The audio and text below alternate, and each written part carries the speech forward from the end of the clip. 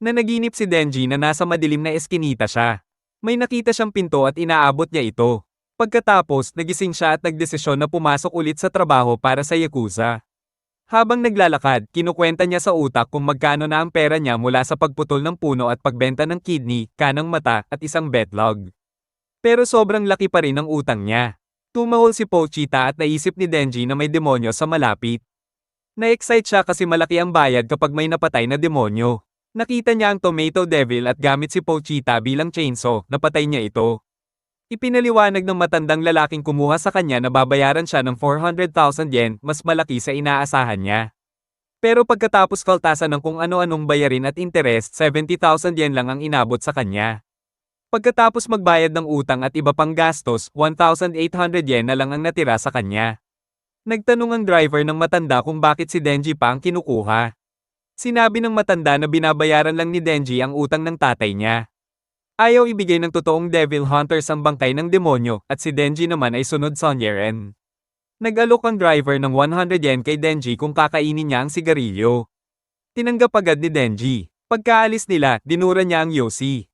Habang kumakain ng tinapay sa bahay, sinabi ni Denji kay Pochita na narinig niyang masarap daw lagyan ng jam ang tinapay, pero pangarap lang yun para sa kanila. Inisip niya na mamamatay siya bago pa mabayaran ang utang at baka hindi pa siya magkasyota. Naalala niya ang araw sa libingan ng tatay niya habang nagrereklamo ang matanda na nagpakamatay ang tatay niya bago pa mabayaran ang utang at inutusan si Denji na mag-ipon ng 700,000 yen kinabukasan o puputulan siya ng pira-piraso. Pag-alis ng matanda, nakakita si Denji ng Chainsaw Demon. Dahil pakiramdam niya patay na rin siya sa loob, okay lang sa kanya na mamatay doon. Napansin niyang dumudugo ang demonyo, kaya inalok niyang kagatin at inumin ang dugo niya. Kinagat siya ni Pochita at sinabi ni Denji na kailangan siyang tulungan ni Pochita bilang bayad. Kinabukasan, pinatay ni Denji ang Marshmallow Devil at ibinigay ito sa matanda, hinihiling na kunin siya bilang Devil Hunter. Dahil sobrang gutom, hindi makatulog si Denji. Sinabi niya kay Pochita na nananaginip siya ng tinapay na may jam, landian kasama ang isang babae, paglalaro ng games, tapos tulog na magkayakap sila. Umubo siya ng dugo at sinabi na narinig niyang may sakit sa puso ang nanay niya na napapaubo rin ng dugo. Dumating ang matanda at sinundo siya dahil may bagong trabaho raw. Dinala siya sa isang abandonadong pabrika. Pagpasok nila, wala makita si Denji na demonyo. Sinabi ng lalaki na thankful siya kay Denji kasi loyal siya parang aso at sobrang mura pa, pero di niya matiis na amoy aso siya. Biglang may lalaking may espada na sumaksak kay Denji at kay Pochita mula sa likod.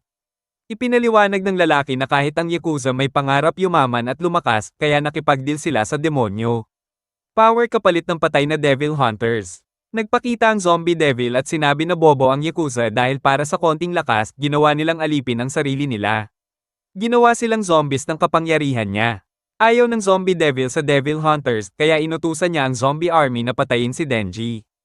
Habang duguan, tumakbo si Denji pero nahabol siya at pinagtataga at sinaksak hanggang magpira-piraso. Tinapon ang katawan niya at si Pochita sa basurahan. May dugo ni Denji na pumasok sa bibig ni Pochita at nagising siya. Naalala ni Pochita ang mga araw na magkasama silang nagpuputol ng puno. Sinabi ni Denji noon na baka mamatay siya sa laban at ang pagsisisi niya ay may iwan si Pochita na gutom o papatayin ng ibang Devil Hunters. Nabanggit din niya na may mga demonyo raw na kayang kunin ang katawan ng patay at inialok niya ang katawan niya kay Pochita para mabuhay ito ng normal at mamatay ng normal. Sa basurahan, nagsaanib sina Pochita at Denji. Nabuo ulit ang katawan niya at gumaling. Nagising si Denji at inisip kung kinuha ba ni Pochita ang katawan niya. Sinabi ni Pochita na mahal niya ang mga pangarap ni Denji. Ibinigay niya ang puso niya kay Denji kapalit ng pangakong ipapakita ni Denji ang mga pangarap niya. Nagising si Denji na buhay, may buntot ni Pochita na lumalabas sa dibdib niya. Nagulat ang Zombie Devil na buhay pa si Denji at inutusan ng zombies na kainin siya. Naisip ni Denji kung pareho lang ba siya sa Yakuza na di nasiyahan sa simpleng saya at gusto ng higit pa. Inisip niya na kung ganun, di niya sila masisisi, pero kung harang sila, GG sila. Hinailan niya ang tali sa dibdib niya habang tumatalon ang mga zombie. Sumabog siya palabas na nakatransform, ang ulo at mga braso niya naging chainsaw. Pinagpira-piraso niya ang mga zombie, tumalon sa Zombie Devil at tinaga ito. Naitulak siya pabalik at binato ng mga zombie, pero tuloy pa rin siya. Sa huli, hiniwan niya sa dalawa ang Zombie Devil. Tiningnan niya ang natitirang zombies at naisip na naging demonyo sila at kinuha siya para pumatay ng demonyo. Pinatay niya silang lahat at sinabi na pagkatapos nito, wala na siyang utang. Pagdating ng umaga, may kotse na huminto sa harap ng pabrika. Dumating sina Makima at dalawang lalaki at nakita ang grabeng patayan. Nakita ni Makima si Denji at nilapitan siya, sinabing kakaiba ang amoy niya, hindi tao, hindi rin demonyo. Tinanong ni Denji kung pwede siyang yakapin, at niyakap siya ni Makima. Bumalik sa normal si Denji at sinabi ni Makima na tao pa rin siya at hindi sinapian. Ipinaliwanag niya na galing siya sa public safety at dapat niyang patayin ang zombie devil. Binigyan niya si Denji ng dalawang choice, mamatay bilang demonyo o mabuhay bilang tao sa ilalim niya. Nangako siyang sisiguraduhin na may pagkain siya. Tinanong ni Denji kung ano ang almusal. Sinabi ni Makima na tinapay na may butter at jam, salad, kape, at baka may dessert pa. Na-amaze si Denji at pumayag agad. Habang sakay ng kotse kasama si Makima, kumulo ang tiyan ni Denji. Sinabi ni Makima na nasa pangangalaga na siya nito at inaasahan niyang sisigat lang siya ng oo at tahol dahil hindi niya kailangan ng asong marunong tumanggi. Dati akala ni Denji mabait si Makima pero ngayon medyo nakakatakot na siya dahil parang aso ang turing sa kanya. Naalala ni Denji si Pochita at muling kumulo ang tiyan niya. Iminungkahi ni Makima na kumain muna sila sa rest area. Sinabi niyang siya ang magbabayad at ibinigay din ang coat niya kay Denji dahil wala itong suot na pang-itaas. Natuwa si Denji dahil wala pang naging ganoon kabait sa kanya at naniwala siyang mahal na niya si Makima. Sa rest area, umorder si Denji ng udon at sausage habang curry udon naman si Makima. Dahil nawalan siya ng dugo mula sa chainsaw, nahilo si Denji at napasandal kay Makima. Habang humihingi siya ng paumanhin at nagpapaliwanag, tinanong siya ni Makima kung paano siya naging ganoon. Sinabi ni Denji na pinalitan ng alaga niyang demonyo ang puso niya. Ipinaliwanag ni Makima na kakaunti lang ang katulad ng kalagayan niya at wala pa itong pangalan. Pero naniniwala siya dahil magaling ang pang-amoy niya. Sinabi niya na buhay pa ang kaibigan niya sa loob niya at may amoy siyang tao at demonyo. Natuwa si Denji pero muli siyang nahilo at bumagsak. Pagkagising niya, handa na ang udon. Tinanong siya ni Makima kung kaya ba niyang kumain mag-isa. Sisigat na sana siyang kaya niya, pero nagbago ang isip niya at sinabing hindi niya kaya. Pinakain siya ni Makima ng udon at nasarapan siya kahit sinabi ni Makima na medyo malambot na ito. Tinanong ni Denji ang pangalan ni Makima at kung anong tipo ng lalaki ang gusto niya. Matapos sabihin ang pangalan niya at mag-isip sandali, sinabi ni Makima na gusto niya ang tipo ni Denji. Dumating sila sa Tokyo pero iniisip pa rin ni Denji ang sagot ni Makima at sinabi niyang gusto rin niya ito. Sinabi ni Makima na naroon na sila sa headquarters ng Devil Hunters sa Tokyo. Pagpasok nila, ipinaliwanag niya na mahigit 1,000 Devil Hunters ang nasa Tokyo, kasama ang mga sibilyan, at ang public safety ang may pinakamagandang benepisyo at bakasyon. Nagsimulang mag-isip si Denji kung magkasama ba silang magtatrabaho at kung maaari silang maging magkasama. Binigyan siya ni Makima ng uniforme at ipinakilala kay Aki Hayakawa, isang katrabaho na 3 taon nang nagtatrabaho, at sinabi na si Denji ang makakasama niya sa araw na iyon. Nagulat si Denji na hindi siya makakasama ni Makima. Sinabi ni Aki na normal lang iyon at sinubukan siyang hilahin palabas para magpatrol. Tumanggi si Denji at sinabing gusto niyang makatrabaho si Makima. Lumapit si Makima at sinabi na kung gagawa siya ng mabuti, baka magkasama sila balang araw, at inayos ang kurbata niya. Habang nagpapatrol kasama si Aki, tinanong ni Denji kung may boyfriend si Makima.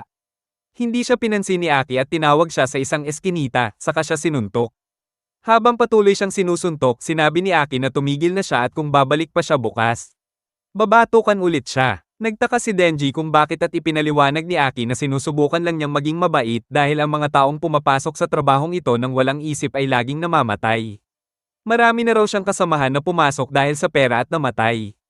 Ang mga may tunay na dahilan lang ang nabubuhay.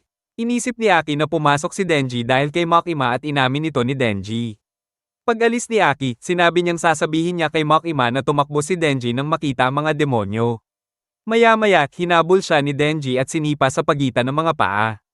Napansin niya na mabait si Aki dahil si Denji ay sa betlog tumatama kapag nakikipaglaban. Paulit-ulit niyang sinipa si Aki doon.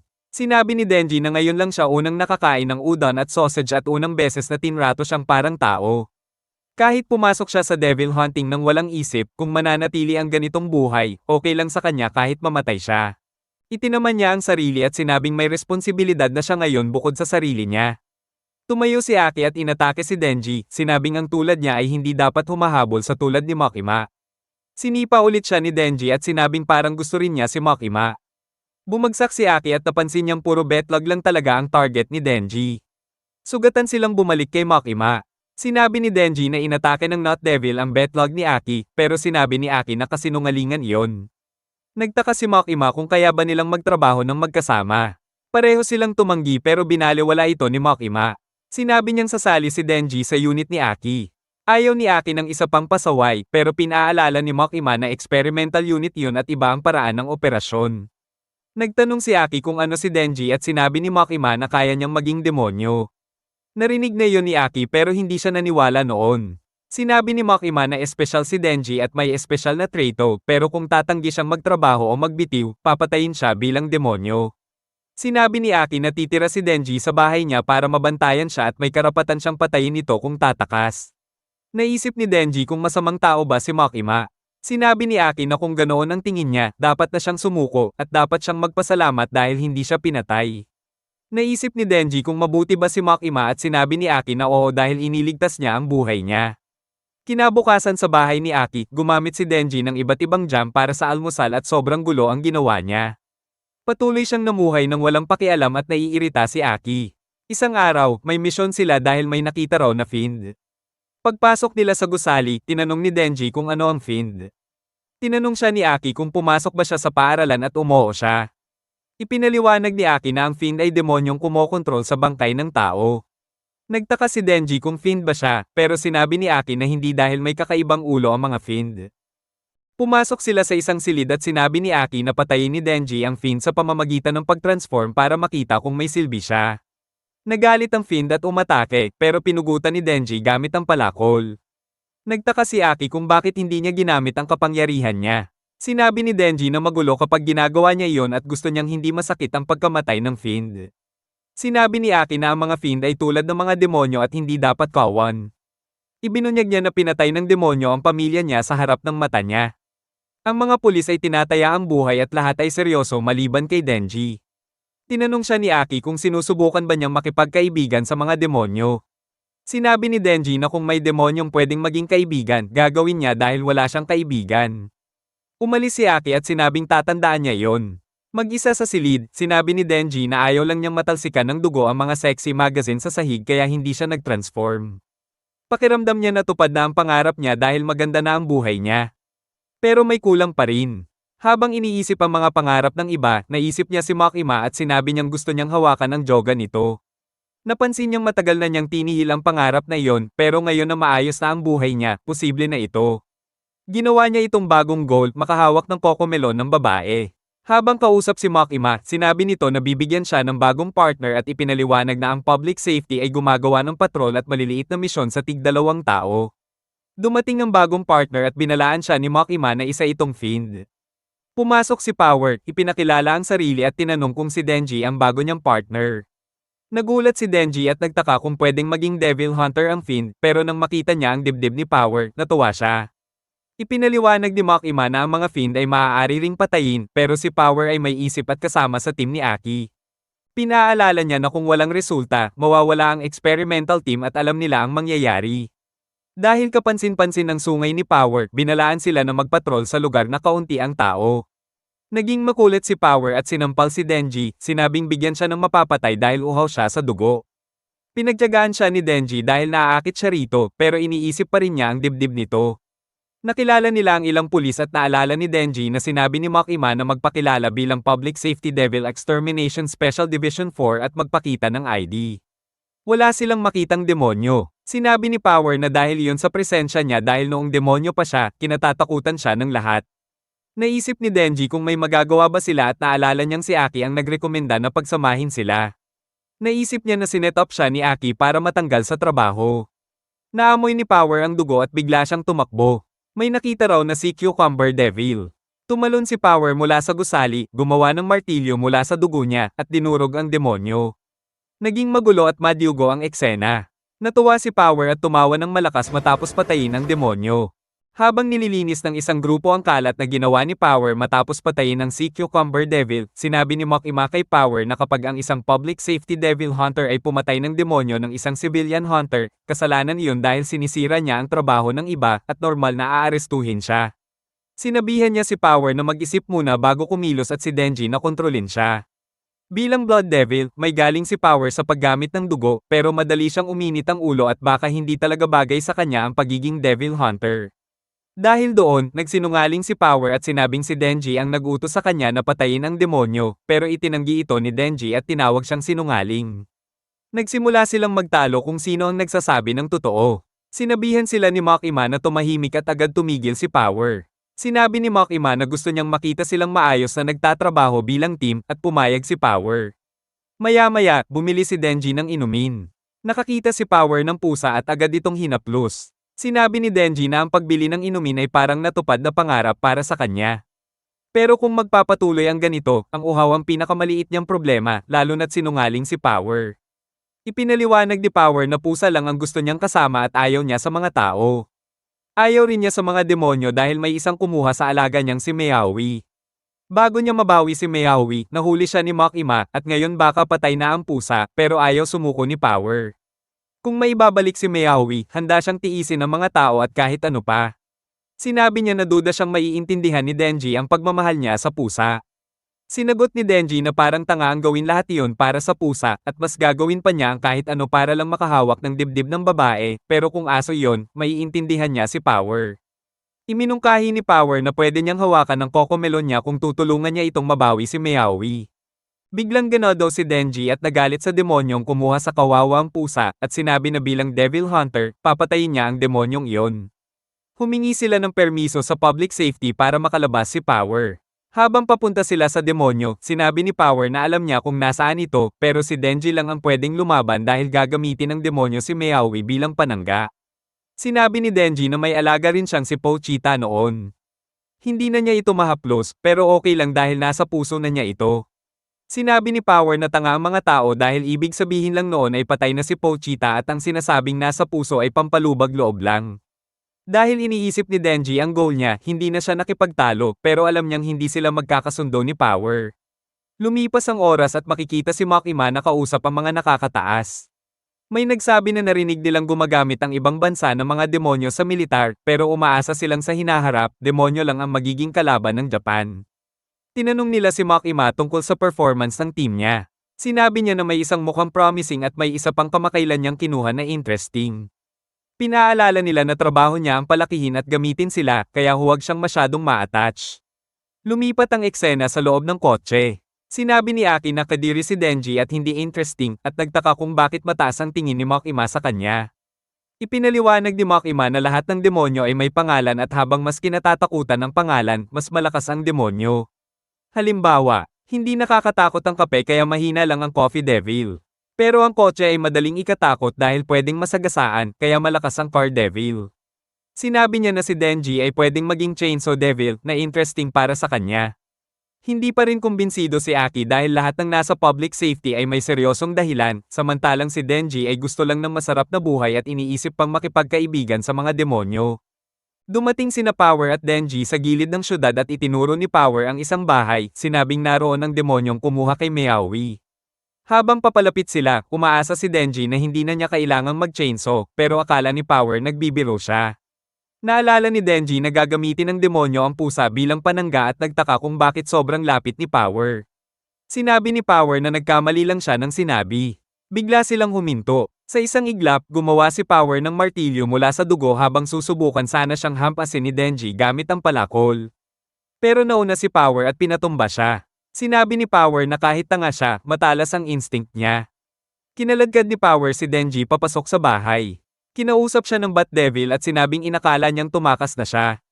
Sinabi ni Power na matagal bago siya nakalabas at nagdala siya ng tao gaya ng hiningi. Binuhat ng Bat Devil si Denji at sinabi na bata pa siya kaya mas masigla ang dugo. Nagising si Denji at ipinakita ng Bat Devil na nawala ang braso niya kaya siya nagtago. Sinabi ni Denji na wala siyang pakialam. Pero sinabi ng demonyo na ang pagkain ay hindi dapat nagsasalita at ang dugo ng tao ang magpapagaling sa kanya. Pinisil niya si Denji hanggang magsuka ito ng dugo, ininom iyon, pero sinabi niyang pangit ang lasa at itinapon siya. Gumaling ang braso ng demonyo, pero dahil pangit ang lasa, gusto pa niyang kumain ng isa pang tao. Tumingin si Denji kay Power at sinabi ni Power na tanga ang mga tao at naniwala siya sa kwento niya. Tumingin ang Bat Devil sa syudad at ayaw niya sa amoy ng sigarilyo. makeup, at pabango, pero may naamoy siyang masarap at sinabi niyang kakain siya ng mga bata. Sinabi ni Power na dinala niya ang tao at hiningi niya si Meowee, pero sinabi ng Bat Devil na hindi pa niya siya pinaparusahan sa pagdala ng masamang dugo, saka nilunok si Meowee. Naalala ni Power ang unang pagkikita nila ni Meowee nung nasa gubat pa siya. Matapos pumatay ng oso, nakita niya si Meowee na gutom at halos mamatay na. Pinakain niya ito at inalagaan habang hinihintay ang araw na kakainin niya rin ito. Isang araw, habang nakahiga sa bubong at naririnig ang pag-iyaw ni Meowee, napansin ni Power na lahat ng nakilala niya ay pinatay niya, at kakaiba ang makarinig ng tunog na hindi sigaw. Lumitaw ang Bat Devil at kinuha si Meowee. Sugatan ito at sinabi na kailangan niya ng dugo, at kung gusto niya ang pusa, kailangan niyang magdala ng tao. Sa kasalukuyan, habang nilulunok ng Bat Devil si Meowee, sinabi ni Power kay Denji na naiintindihan na niya ang pakiramdam kapag hindi na niya mahaplos si Pochita, at sobrang sakit nito. Nilunok din ng Bat Devil si Power at nagreklamo na pangit din ang lasa niya. Sinabi niyang kakain muna siya ng mga bata para gumaan ang pakiramdam niya, tapos mga virgin, tapos malaking lalaki, at panghimagas ang buntis. Bigla niyang napansin si Denji na nakakapit sa binti niya at sumisip-sip ng dugo. Hinihiling na ibalik ang dibdib. Nagulat ang demonyo at hinuli siya. Naalala ni Denji ang araw na nagising siya at wala si Pochita. Hinanap niya ito kahit saan at natakot na baka kinain ng demonyo.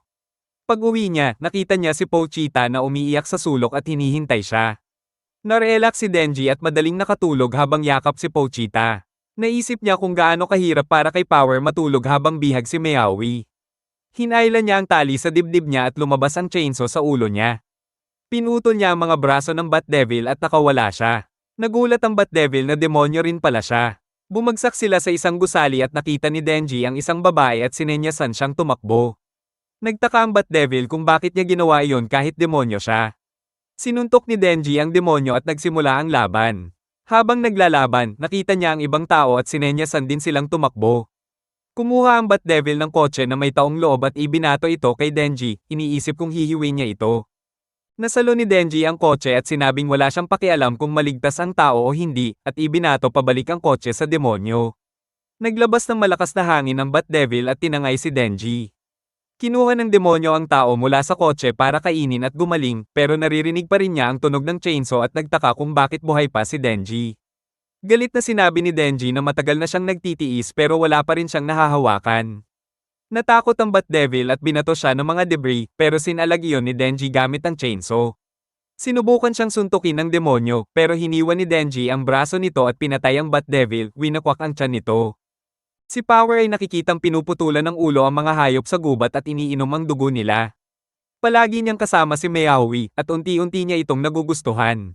Nang dukutin ng Bat Devil si Meowee at humingi ng kapalit na tao, hindi nagdalawang isip si Power at pumunta agad sa lungsod habang iniisip kung bakit niya ginagawa iyon. Para sa kanya, parang ang babaw ng dahilan na iligtas si Meowee dahil mahal niya ang dugo. Pero napansin niya kamakailan na ang dugo ay mainit at masarap sa pakiramdam.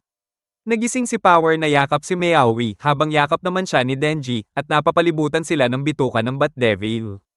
Nagtataka siya kung bakit siya iniligtas ni Denji kahit tinangka niya itong patayin. Ipinunto ni Denji ang dibdib niya at sinabing iyon ang dahilan na para kay Power ay sobrang tanga. Humingi siya ng sorry sa panlilinlang niya at dahil ligtas na si Meowee, papayag na siyang hawakan siya ni Denji. Sobrang saya ni Denji at tinaas ang braso niya pero bigla itong sumabog. Kinuha ng Leech Devil ang naputol na braso at kinain ito. Hindi makagalaw si Power at sinabi kay Denji na kunin si Meowee at tumakbo.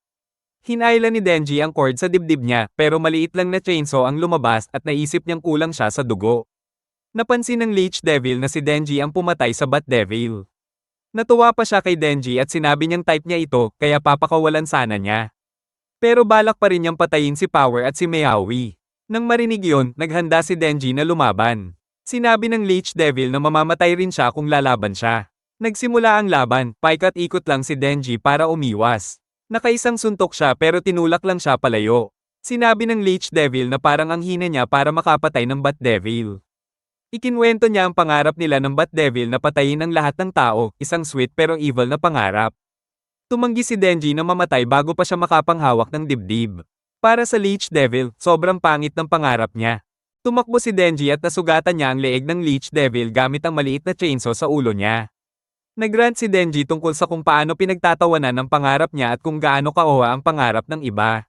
Lalong nagalit siya at sinabi niyang maglalaban sila ng pangarap at kung manalo siya, mas mahina ang pangarap ng kalaban. Minok lang siya ng Leech Devil at sinabing kahit sigaw niya mahina. Muling sumugod si Denji. Habang umiiwas, hinawakan niya ang isang bituka at ipinulupot ito sa Leech Devil hanggang lumuhod ito.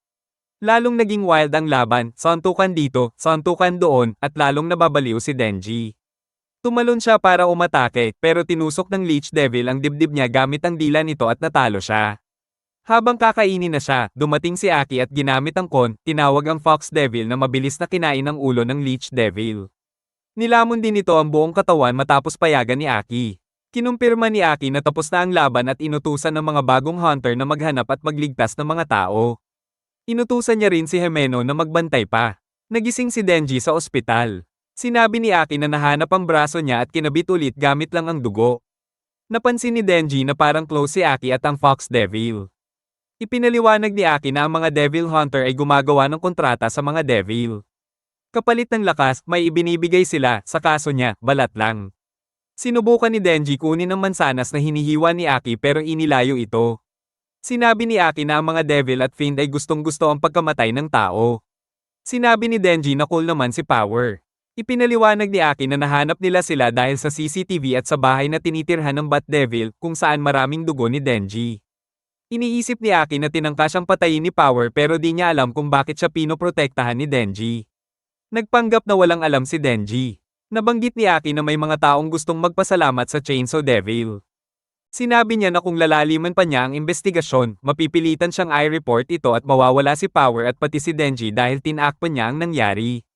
Pero dahil walang namatay, handa niyang kalimutan ng lahat kapalit ng isang kondisyon. Inabot niya ang mansanas at sinabi kay Denji na sumunod lang at tuloy lang ang buhay niya. Habang kumakain, sinabi ni Denji na kahit simple lang ang pangarap niya, maaasahan pa rin siya. Sa labas ng kwarto, naghihintay si Power kasama si Himeno. Paglabas ni Aki, sinabi ni Power na dapat pinatunayan ni Denji na wala siyang kasalanan.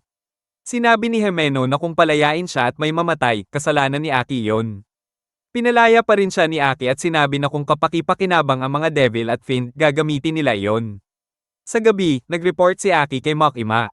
Ikinwento niya ang nangyari kina Denji at Power. Sinabi niya na napatay ang Bat Devil at Leech Devil at walang nahanap na gunflesh. Pinuri siya ni Makima pero napansin niyang malayo ang narating ni na Denji at Power nang walang nakakapansin. Sinabi ni Aki na okay lang dahil walang namatay. Tinanggap ito ni Makima at napansin niyang parang mas chill na si Aki pero itinanggi niya ito. Kinabukasan, gumising si Aki, nag-ayos, nagkape, at umupo sa balcony. Gumising si Denji at nagbanyo. Habang kumakain si Denji, naglilinis si Aki at nagluto ng curry. May biglang kumatok ng malakas. Pagbukas nila, sinira ni Power ang pinto at pumasok. Sinabi niyang ang lungkot ng bahay nila. Tinawagan si Aki ni Makima at sinabing sa kanila na rin titira si Power. Nangakong behave siya. Habang kakain na sila, nakita ni Power ang gulay sa plato at itinapon ito dahil ayaw niya. Pinagalitan siya ni na Denji at Aki pero wala siyang pake. Binara rin niya ang toilet dahil ayaw niyang mag-flush palagi at bihira lang siyang maligo. Para sa kanya, arte lang ang dalawa. Habang inaayos ni Denji ang toilet, dumating si Power at itinuro ang joga niya bilang signal. Tutuperin niya daw ang pangakong lamasin ng cocomelon niya. Umupo siya sa toilet at sinabi na 3 beses lang. Isa para sa pagligtas kay Meowie, isa sa pagpatay sa Bat Devil, at isa sa pagprotekta sa kanya laban kay Aki. Dati ayaw niya talaga, pero nagbago ang isip niya. Excited si Denji at tingin niya para siyang anghel. Pinayagan ni Power si Denji na humawak pero nakaramdam siya ng kakaiba at may biglang nalaglag. Ibinunyag ni Power na pads lang pala yun na pampalaki ng dibdib niya at hinayaan pa niya si Denji na humawak ng 2 beses pa. Nagyabang siya na siguradong ang sarap ng pakiramdam nito at lumabas na ng banyo. Naiwan si Denji na nakalodeng, iniisip kung iyon na ba talaga ang lahat. Kinabukasan, wala sa mood si Denji at wala ring gana kumain. Nagpatrol siya kasama si Power pero lutang lang siya at walang gana. Sa opisina, pinapirma siya ni Makima ng mga papel. Napansin ni Makima na mukhang sad boy siya at iniisip kung ano ang problema. Ipinaliwanag ni Denji na nakuha na niya ang gusto niya pero hindi pala ganun kasaya nang mangyari na. Naisip niya na baka mas masaya pa ang proseso ng pagkuha ng gusto kaysa sa mismong nakuha mo na. Nagtaka si Makima kung ano ang ibig niyang sabihin. Sinabi ni Denji na unang beses niyang humawak ng dibdib ng babae at parang wala lang ang pakiramdam. Hinawakan ni Makima ang kamay niya at sinabi na sa ganong mga bagay. Mas masarap daw kapag mas kilala mo ang tao. Habang nilalaro niya ang kamay ni Denji, ipinaliwanag niya na dapat pansinin ang kamay ng kausap, ang haba ng daliri, kung malamig o mainit, pati hugis ng tenga. Kinagat niya ang daliri ni Denji at inisip kung may nakakagat na ba roon dati. Sinabi niyang tandaan ang pakiramdam at kahit hindi tumingin, malalaman niya kung sino yon base sa lakas ng kagat. Inilagay ni Makima ang kamay ni Denji sa dibdib niya. Maya-maya, nagpanik si Denji at bumagsak siya paatros. Sinabi ni Makima na may hihingin siyang pabor. Gusto niyang talunin ni Denji ang Gun Devil. Ipinaliwanag niya na lumitaw ang Gun Devil 13 taon na ang nakaraan sa Amerika, pero hindi alam kung nasaan na ngayon. Isa itong sobrang lakas na devil na pangarap ng lahat ng hunter na mapatay. Dahil special si Denji, naniniwala siyang kaya niya ito. Kapag nagawa niya, bibigyan siya ni Makima ng isang wish. Nahype si Denji at naisip niyang pwede siyang humiling ng kahit ano, kahit bastos. Ikinwento ni Makima na nang magsimulang lumabas ang mga devil, mas gumamit ang mga tao ng baril, pero nagdulot iyon ng mas maraming gulo at mas takot. Nagkaroon ng malaking terrorist attack gamit ang baril sa Amerika, at doon lumabas ang Gun Devil. Noong araw na iyon, batang si Aki ay gustong makipaglaro ng catch sa tatay niya, pero tumanggi ito dahil may sakit ang kapatid niyang si Taiyo. Sinabihan siyang maglaro na lang mag-isa. Lumabas si Taiyo at gustong sumama kay Aki. Naiirita si Aki at binato siya ng snowball para umalis, pero gumanti rin si Taiyo. Nagbatuhan sila hanggang manginig sa lamig ang kamay ni Taiyo. Ayaw ni Aki na sipunin ng kapatid niya kaya pinabalik siya sa loob at ibinigay ang gloves niya. Pagkabalik ni Taiyo sa bahay, biglang sumabog ang buong bahay nila. Ipinaliwanag ni Makima na sa loob ng 5 minuto, nakapatay ang Gun Devil ng 1.2 milyon na tao, tapos bigla itong nawala. Dahil doon, mas natakot ang mga tao sa Devil kaya mas lumakas pa ang mga ito. Para hindi tuluyang lumakas ang Gun Devil, gumawa sila ng batas na bawal ang baril at nilimitahan ang balita tungkol dito. Sinabi ni Denji na kung gagalingan niya, kaya niyang talunin ang Gun Devil. Sinabi ni Makima na ang unang step ay hanapin muna ito. Ipinakita niya ang mga bala at sinabi na mga piraso iyon ang laman ng Gun Devil. Dahil sobrang bilis nito, may mga bahagi ng katawan niya na nasusunog at natatanggal. Kapag kinain ng ibang devil ang piraso, lumalakas ito. Ang mga piraso ay nagdidikit-dikit at kapag sapat na ang laki, babalik ito sa original na katawan. Samantala, nakakuha rin si Aki ng isa pang piraso matapos patayin ng fish devil na kumain nito. May bagong mission ng public safety. May nakakitang devil sa Hotel Moren. Maraming civilian hunter ang namatay nang subukan nila itong patayin. Posibleng nakakain ng devil ng piraso ng Gun Devil. 6 na hunter kasama si Denji ang na-assign. Sa harap ng hotel, hawak ni Aki ang piraso at kinumpirma niyang may kinain ng piraso ang devil sa loob dahil nagre-react ito. Akala ni Denji baka ang Gun Devil na mismo yon, pero itinanggi ni Aki dahil mas malakas dapat ang reaction. Hindi nagtitiwala si Hiro Kozo kina Power at Denji. Sinabi ni Aki na okay lang dahil sila ang mauunang sumabak at pwede silang patayin kung tumakbo sila. Iniisip ni na Denji at Power na baka bad trip si Aki dahil sa prank nila kanina, pero lalo lang siyang nagalit at sinabing hindi iyon prank. Sinabihan ni Himeno si Aki na huwag masyadong istrikto. Sabi ni Denji, pagod pa siya sa laban at gusto niya ng reward. Sinabi ni Himeno na kung sino ang papatay sa devil, bibigyan niya ng halik sa pisngi. Natuwa si Denji pero naalala niya si Makima at umatras. Sinabi niyang may napili na siyang hahalikan. Ipinaliwanag niya na mas masarap lang daw ang ganon kapag kilala mo ang tao at hindi man lang niya alam ang pangalan ni Himeno. Lumapit si Himeno at sinabi na kung siya ang pumatay, bibigyan niya siya ng French kiss. Biglang naging ultra-motivated si Denji at sumugod agad sa loob ng hotel. Hinabol siya ni Hiro Kozo para pigilan siya at sinabi na tinutulungan at inaalagaan siya ni Himeno ng kalahating taon, kaya ayaw niyang maaga ang halik niya. Mas okay na siya na lang ang makakuha ng halik sa pisngi. Sumali sina Power at Kabeni sa argumento. Iniisip ni Aki kung okay lang ba ang mga baguhan. Sinabi ni Himeno na mahina si Hiro Kozo pero may gana, habang si Kabeni ay duwag pero malakas. Ayon kay Aki, sa loob ng 1 taon, mamamatay o mag-quit din sila. Sinabihan ni Himeno si Aki na huwag mamatay. Mas maaga pa, sa sementeryo, nilapitan ni Kishibei ang sugatang si Himeno at ipinakilala si Aki bilang bagong teammate. Tinanong ni Himeno kung may silbi siya at sinabing baka oo. Sinabi niya na si Aki ang pang-anim na partner niya at lahat ng nauna ay namatay dahil sablay. Sinabihan niya ulit si Aki na huwag mamatay. Patuloy na hinanap ng grupo ang devil sa loob ng hotel. Huminto si Himeno at sinabing paparating na ang devil. Bumukas ang isang pinto at lumabas ang ulo na may kamay at paa. Tumalon ito kay Kebeni pero huminto sa ere. Sinamantala ni Power yon at hiniwa ang ulo gamit ang espada na gawa sa dugo niya. Nagyabang siya na natakot ang devil sa kanya pero ipinaliwanag ni Himeno na iyon ay dahil sa kapangyarihan niya mula sa Ghost Devil. Ibinigay niya noon ang kanang mata niya kapalit ng kakayahang kontrolin ang kanang kamay ng Ghost Devil. Dahil hindi iyon ang may piraso ng Gun Devil, umakyat sila sa susunod na palapag. Naisip ni Power kung okay lang bang sinabi ni Himeno ang sikreto niya kung plano niya ring labanan siya balang araw. Ayos lang daw yon dahil may sikreto pa siya. Nagtanong si Power kung ano ang gagawin niya kapag pinatay niya si Kebeni. Hinawakan siya ni Himeno gamit ang Ghost Devil at ipinakitang kaya niya siyang patayin kahit kailan. Sinubukan ni Power hawakan ang kamay ng Devil pero dumaan lang ang kamay niya dahil multo ito. Pagdating sa susunod na palapag, napansin ni Hirokazu ang mga talsik ng dugo na kapareho ng nasa ibabang palapag. Bumalik siya para tingnan ang label at nakita niyang nasa ika-8 palapag pa rin sila imbes na ika-9. Bumaba siya ng hagdan pero nakita ng iba na papunta siya mula sa itaas. Habang bumababa si Hirokazu galing sa itaas, napansin ng mga Devil Hunter na may mali.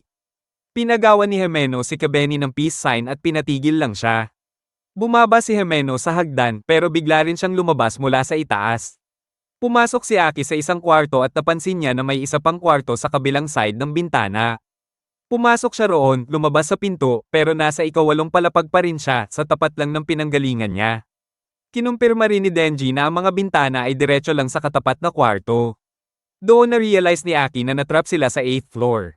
Sinubukan nila ang lahat ng pwede, pero napag-isipan nila na trick ito ng isang devil. Hindi sila makalabas kahit umakyat o bumaba ng hagdan. Ang mga bintana ay paikat lang sa mga kwarto, sira ang elevator, at kahit sirain ang kisame, babalik pa rin sila sa 8th floor. Sinisi ni Denji si Power sa pagpatay sa unang devil dahil baka sinarado sila bago mamatay, pero nagsinungaling agad si Power at sinabing si Denji ang nag-utos. Tinanggi iyon ni Denji. Ipinaliwanag ni Aki na hindi posible iyon dahil nawawala ang powers ng devil kapag patay na. Sinabi ni Himeno na unang beses pa lang niyang makita ang ganitong klaseng daya ng devil. Inisip ni Hirokazu na may darating na tulong pero sana raw hindi rin sila matrap. Umiyak si Kebeni at sinabing mamamatay silang lahat. Pinili lang daw siya ng pamilya niya na maging devil hunter imbes na sex worker para may pera sa matalinong kapatid niya. Habang umiiyak siya, tinawanan lang siya ni Power. Napansin ni Aki na lahat ng orasan ay huminto sa 8, 18, naisip niya na kaya ng devil kontrolin ang oras sa 8th floor at malamang walang darating na tulong. Natuwa si Denji dahil pwede raw siyang matulog ng matulog. Tinawag siya ni Hirokazu na tanga dahil forever na silang stuck. Sabi ni Denji, baka oo, baka hindi, at gisingin na lang siya pag may solusyon na. Makalipas ang ilang oras, ginaisang si Denji ni Himeno. Habang tulog siya, nalaman nila na gumagana pa rin ang tubig at kuryente. Nakakuha rin sila ng konting pagkain na naiwan ng mga taong tumakas. Ayaw magpahinga ni Aki at tuloy lang sa paghahanap ng devil. Dapat sasama si Hirokazu, pero natakot siya at nagkulong sa kwarto. Si Kebeni naman ay nagwala at gusto pang uminom ng tubig sa inidoro kaya kinailangan siyang patulugin ni Himeno. Walang magawa si Power kaya nag-iisip lang siya kung paano siya mananalo ng Nobel Prize at magiging parang Diyos sa tingin ng mga tao. Pagkatapos noon, magiging Prime Minister siya at gagawing 100% ang tax. Pinakalma ni Denji si Himeno at sinabing normal lang si Power. Medyo nag-relax si Himeno. Habang binabantayan sina Hirokazu at Kebeni, sinindihan ni Himeno ang huli niyang sigarilyo. Napansin ni Denji na pareho sila ng brand ni Aki. Ipinaliwanag ni Himeno na siya ang nagturo kay Aki magyosi. Noong una, tinanong niya si Aki kung nagyoyosi siya pero tumanggi ito dahil masama sa kalusugan. Dahil ayaw makipagkaibigan ni Aki, naisip ni Himeno na naging devil hunter siya para patayin ang gun devil. Dahil maaga raw mamatay ang mga hunter, wala nang pake sa sigarilyo. Sinabi ni Aki na hindi siya basta-basta mamamatay. Sana raw totoo yun dahil hassle kapag may namamatay na ka-team. Isang beses, nakita ni Aki na sinasampal si Himeno ng isang babae. Girlfriend pala yun ng dati niyang ka-team. Dahil hindi nila mailabas ang galit sa devil, sa hunters na lang binubuhos. Gumanti si Aki at nilagyan ng bubblegum ang buhok ng babae. Sinabi niya kay Himeno na lumaban din siya kapag nasasaktan. Nagulat si Himeno at natawa. Noong kumakain sila dati, inalok ni Himeno si Aki ng sigarilyo. Tinanggap ito ni Aki pero sinabing iyon na ang una at huling yosi niya. Bumalik sa 8th floor, humingi si Aki ng sigarilyo kay Himeno pero sinabing huli na iyon. Lumapit si Aki at hiningi pa rin, kaya ibinigay niya. Sinabi ni Denji na indirect kiss yun, pero binaliwala lang siya. Sinabi ni Aki na may bad news. Ang devil na napatay nila ay lalo pang lumalaki. May narinig sila sa hallway at nakita nila na barado ito ng malaking laman na may mata, kamay, at kung ano-ano pa. Ininsulto sila ng devil at gusto raw gumawa ng kontrata. Gusto nitong kainin si Denji, buhay man o patay, kapalit ng kaligtasan ng iba. Lumabas si Kebeni na may hawak na kutsilyo at gusto niyang ipasubo si Denji.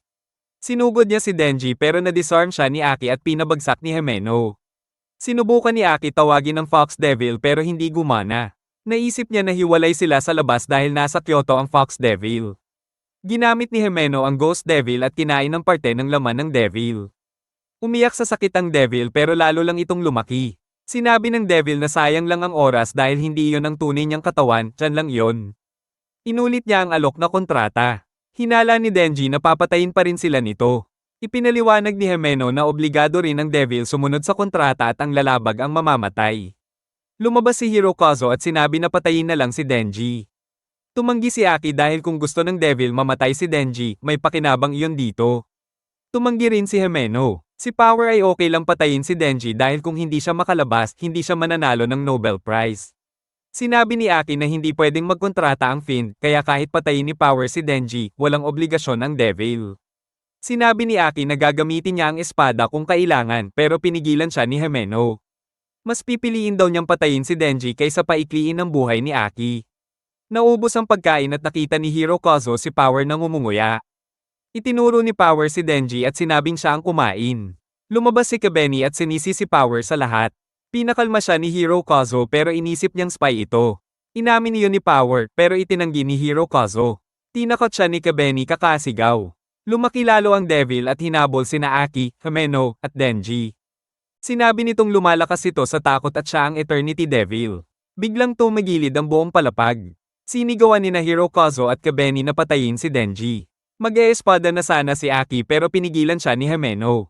Iikli raw ang buhay niya kapag ginawa yon.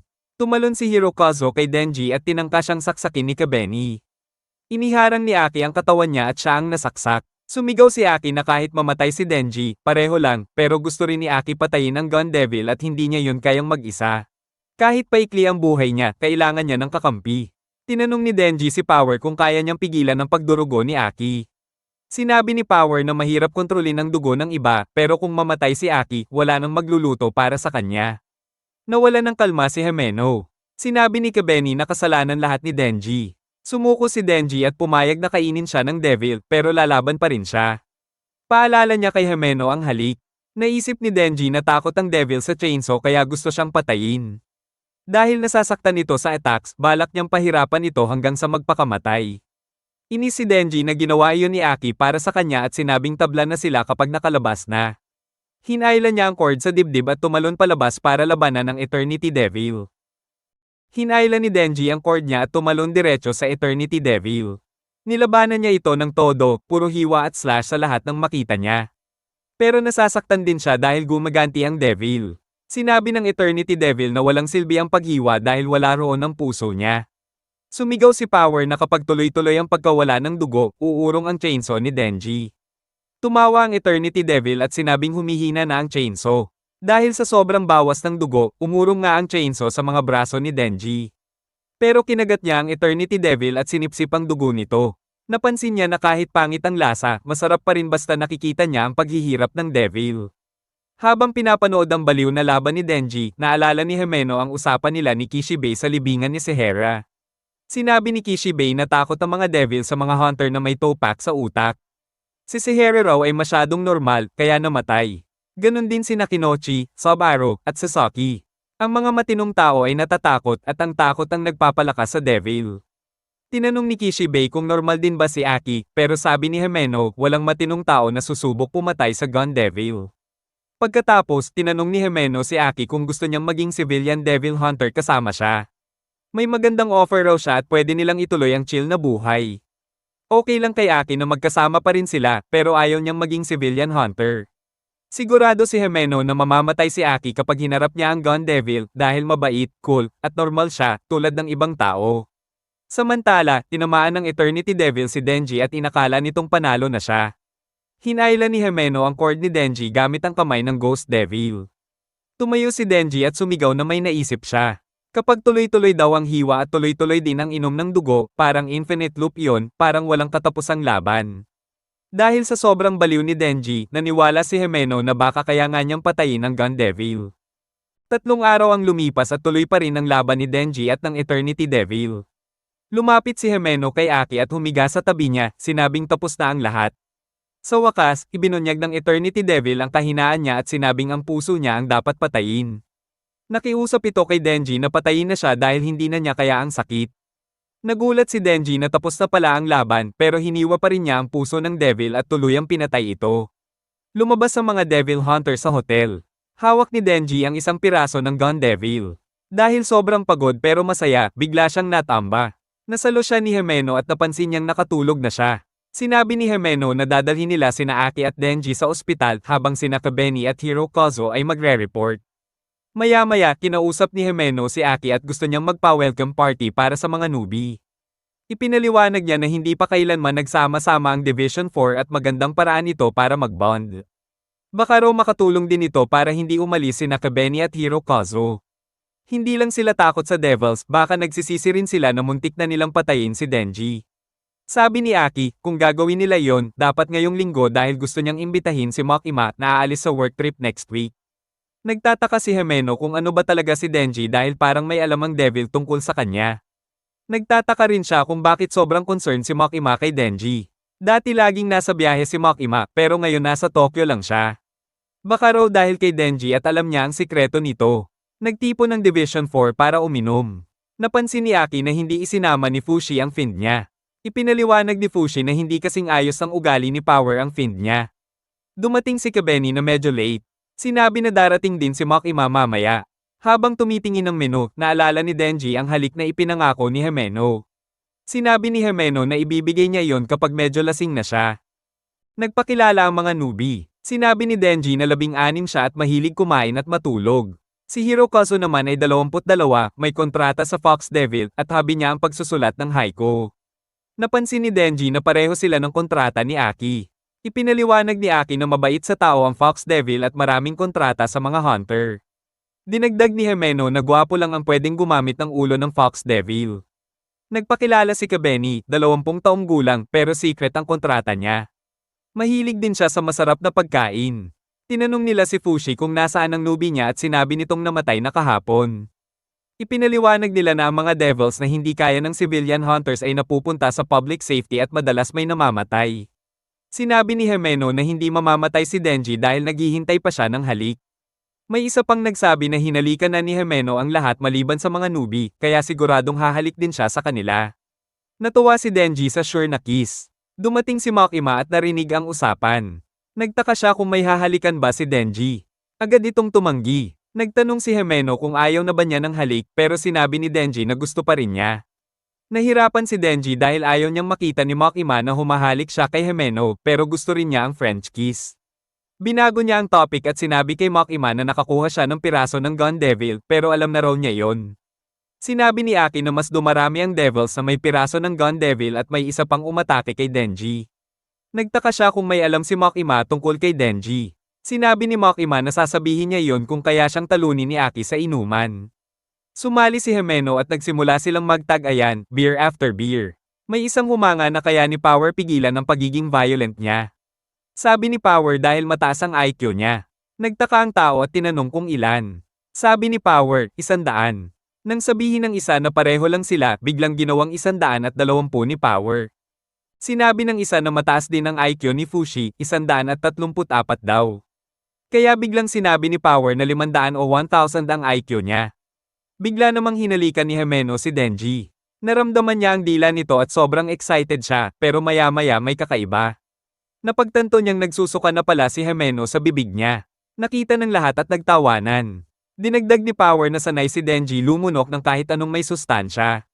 Sa sandaling iyon, nalunok ni Denji ang suka. Naalala niya ang kabataan niya na naghahalongkat ng basura para sa pagkain. Naisip niya ang mga daga na kumakain ng suka ng lasing at natawa na sobrang nakakahiya iyon. Nagsusuka si Denji sa banyo, malamang suka rin ni Himeno. Tinulungan siya ni Hirokazu at sinabing sanay siya tumulong dahil araw-araw umiinom ang nanay niya. Naiinggit siya kay Denji dahil wala raw siyang talento bilang Devil Hunter. Sinabi ni Denji na huwag siyang mainggit dahil ang first kiss niya ay suka kaya walang dapat ipag-inggit. Pagkatapos ng inuman, inihatid ni Himeno si Denji dahil hindi na siya makalakad pauwi. Nagising si Denji sa gabi na uhaw. Umakyat si Himeno sa ibabaw niya at pinainom siya ng beer gamit ang bibig niya. Nagtaka siya kung bakit naroon si Denji at kung siya ba ang nagdala rito. Nahihilo at nasusuka si Denji. Nahulaan ni Himeno na gusto niya si Makima. Naiinis siya dahil pareho sila ni Aki na gusto si Makima. Humiga siya sa tabi ni Denji at sinabi na gawin nila yon. Lasing si Himeno at dinala si Denji sa bahay niya. Pinahiga niya si Denji sa kama. Naligo siya tapos nagbukas ng beer. Narinig niya si Denji na nagigising at humihingi ng tubig kaya binigyan niya ito ng beer gamit ang bibig niya. Naisip ni Himeno kung bakit nandoon si Denji at kung siya ba ang nag-uwi sa kanya. Naisip niya na gusto ni Denji si Makima at medyo nainis siya dahil gusto rin ni Aki si Makima. Humiga siya sa tabi ni Denji at sinabing gawin na nila yon. Nagtaka si Denji kung ano ang ibig sabihin nun. At nilinaw ni Himeno na gusto niyang magtalik sila. Sinabi niya kay Denji na itaas ang kamay at sinimulan niyang habarin ang damit nito. Naisip ni Denji kung okay lang ba yun dahil ang unang halik niya ay para sana kay Makima pero napunta kay Himeno na nagsuka pa sa bibig niya. Naisip din niya kung gusto ba niyang ang unang beses niya ay kay Himeno rin tapos mabilis niyang sinagot ang sarili niya. Hinubad ni Himeno ang pantalon niya pero may nakita siyang chupa chop sa bulsa nito. Nang makita ang lollipop, naalala ni Denji ang nangyari kanina. Masama ang pakiramdam niya dahil sa suka at sinabihan siya ni Makima na lumabas muna para magpahangin. Binigyan siya ni Makima ng gamot sa hilo. Sinabi ni Denji na pangit ang unang halik niya at kahit humalik siya sa iba, lasa ng suka pa rin ang may isip niya. Inilabas ni Makima ang chupa chops na dinidilaan niya at ipinasubo iyon kay Denji. Sinabi niya na hindi niya makakalimutan ang lasa ng suka pero makakatikim siya ng maraming first time tulad ng unang indirect kiss na lasang cola na chupa chops. Sa kasalukuyan, nakatulog si Himeno at si Denji ay nakahiga sa sahig sa tabi ng kama. Tiningnan ni Denji ang chupa chops at humingi ng sorry kay Pochita pero sinabi niyang itatabi niya ang unang beses niya para kay Makima. Kinaumagahan, ginaising ni Himeno si Denji para mag-almusal. Habang kumakain, sinabi ni Himeno na wala siyang maalala kagabi at nagtataka siya kung may ginawa ba siya kay Denji. Sinabi ni Denji na hindi siya gagawa ng ganoon sa babaeng nagsusuka at itinatabi niya ang unang beses niya para kay Makima. Masaya si Himeno dahil pwede sana siyang makulong dahil menor de edad si Denji. Maya-maya, sinabi niya na kakaiba si Denji dahil karamihan ay may ilang at aalis na. Pero hindi maintindihan ni Denji kung bakit aalis kung may libreng pagkain naman. Naisip ni Himeno na mahal talaga ni Denji si Makima at tinanong kung mamahalin pa rin ba niya kahit masamang ugali si Makima. Nang sabihin ni Denji na oo, nagdesisyon si Himeno na tulungan siya. Nag-alok siya ng secret alliance, tutulungan niya si Denji kay Makima, kapalit ay tutulungan ni Denji si Himeno kay Aki. Pumayag si Denji at sinabi ni Himeno na simula ngayon, hindi na lang sila senior at junior kundi magkaibigan na. Sinabi niya na pwede si Denji dumalaw minsan para mag-almusal kasama si Aki at Power, pero naisip ni Denji kung sasama rin ba si Makima. Sa ibang lugar, nasa tren si Makima papuntang Kyoto para makipagkita sa mga boss niya. Ayaw niya talaga dahil nakakatakot sila at gusto lang sana niyang bumili ng bento.